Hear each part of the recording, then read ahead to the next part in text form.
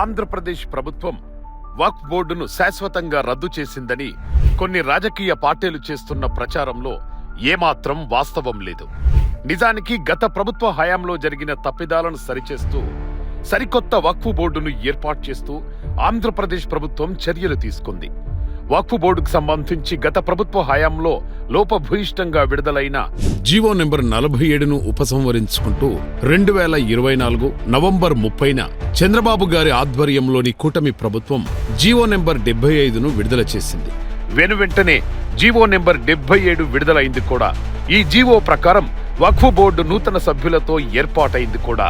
Jagan media తనకు కావలసిన ఈ ఒక్క వార్తనే తీసుకొని ఫేక్ ప్రచారాల ద్వారా ముస్లింలను పక్కదారి పట్టిస్తున్నాడు. దాంతో ముస్లింలలో కూడా ఒక రకమైన గందరగోళం ఏర్పడింది. ఈ విషయంలో స్పష్టత కోసమే ఈ వీడియో. జీవో నెంబర్ 75 విడుదల కాగానే ఆ మరుసటి రోజు డిసెంబర్ 1న వక్ఫ్ బోర్డును రద్దు చేయాలని ఆంధ్రప్రదేశ్ ప్రభుత్వం ఉత్తర్వులు జారీ అనే శీర్షికతో టైమ్స్ ఆఫ్ ఇండియా కథనం ప్రచురించింది. దాని ఆధారంగా కొంతమంది జాతీయ స్థాయి బీజేపీ నేతలు తమ ఎక్స్ పేజీలో ట్వీట్స్ కూడా పెట్టారు. ఇదే గందరగోళానికి దారితీసింది.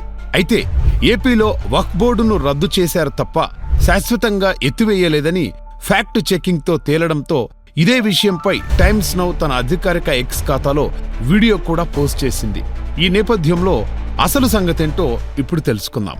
రాష్ట్ర వ్యాప్తంగా దాదాపు 65,000 ఎకరాల భూములు వక్ఫ్ బోర్డు పరిధిలో ఉన్నాయి. వాటిలో ఇప్పటికే 13,000 ఎకరాలు ఆక్రమణకు గురయ్యాయి. చాలా భూములకు సంబంధించిన కేసులు ట్రిబ్యునల్ కోర్టుల ఎదుట దీర్ఘకాలికంగా పెండింగ్ లో ఉన్నాయి. 2019 నాటికి వక్ఫ్ ఆస్తులకు సంబంధించి కోర్టులో 2,000 కేసులుండేవి.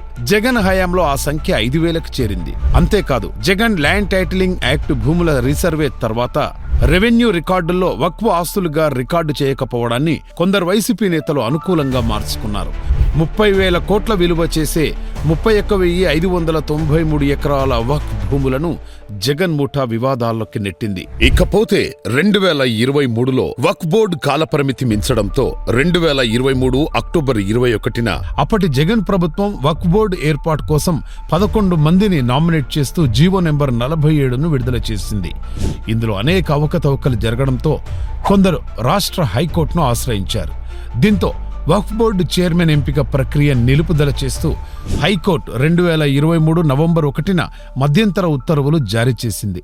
ఇంకా వివిధ రకాల న్యాయపరమైన సమస్యలు తలెత్తిన కారణంగా వక్ఫ్ బోర్డులో పరిపాలనా శూన్యత ఏర్పడింది.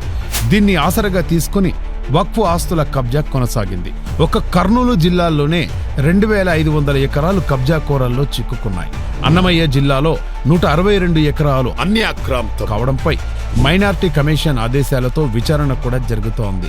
అన్ని జిల్లాల్లోనూ ఇదే పరిస్థితి. ఇలాంటి సమయంలో వక్ఫ్ బోర్డు ఆస్తుల పరిరక్షణ కోసం, బోర్డులో సుపరిపాలన కోసం కూటమి ప్రభుత్వం హైకోర్టు తీర్పును పరిశీలించి గత ప్రభుత్వం జారీ చేసిన వివాదాస్పదమైన 47 జీవోను రద్దు చేస్తూ ఈ ఏడాది నవంబర్ 30న జీవో నెంబర్ 75ను విడుదల చేసింది. ఆ తర్వాత వారం రోజులకే జీవో ఎంఎస్ నెంబర్ 77ను విడుదల చేస్తూ వక్ఫ్ చట్టం 1995 సెక్షన్ 14లోని సబ్ సెక్షన్ 9, సెక్షన్ 15 ప్రకారం 8 మందితో వక్ఫ్ బోర్డును నియమించింది.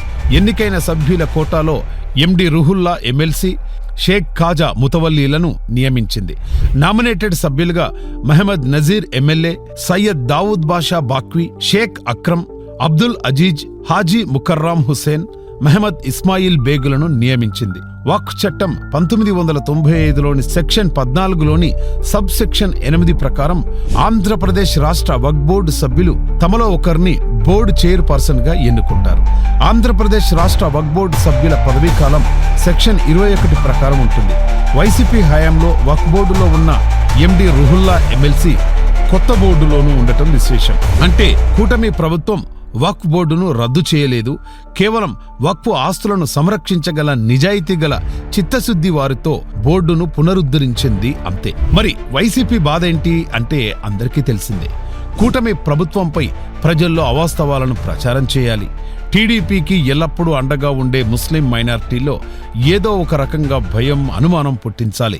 చంద్రబాబుకు ముస్లింలను దూరం చేయాలి. కాబట్టి ఇలా విష ప్రచారం చేస్తున్నాడు. నిజానికి వక్ఫ్ ఆస్తులను కాజేసింది జగన్ అండ్ కో. ముస్లింల కోసం టీడీపీ అమలు చేసిన 10 పథకాలను రద్దు చేసింది జగనే. స్వయం ఉపాధి రుణాలను, రంజాన్ తోఫాను, విదేశీ విద్యార్థులకు సాయాన్ని, దుల్హన్ పథకాన్ని ఎత్తేసింది జగనే. హజ్ హౌజుల నిర్మాణాన్ని ఆపేసింది కూడా జగనే. ముస్లిం మైనార్టీలకు ఇంత దగా చేసిన జగన్ ఇప్పుడు ఇలాంటి ప్రచారం చేయడమేంటి అని ముస్లిం సోదరులు నిలదీయాలి.